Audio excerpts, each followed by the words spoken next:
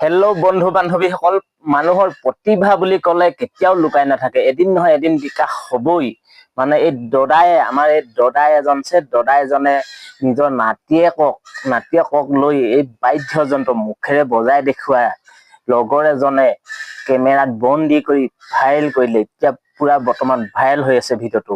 আজি দদাই আপোনালোকৰ আগত সেই বাদ্যযন্ত্ৰটোনো কেনেকৈ বজাইছিলে আজি এই দদায়ে বজাই দেখুৱাব আপোনালোকৰ আগত। আপোনালোকে চাই থাকক ভিডিঅ'টো, যদি ভাল লাগে শ্বেয়াৰ এটা কৰি যাব। আকৌ সেনেকুৱা আশা বজাই দেখুৱাব লাগে না? মই নাতিহে মোলা আছিলো গৈ নকাশা নাতি হলো এতিয়া বজাই দেখুৱা, সকলোৱে ভাল পাইছে। জানো পাই এতিয়া ৰাইজে কি বুলি ভাবে, বৰকে নাজানো। আৰম্ভ কৰোঁ সেনেকে বজাই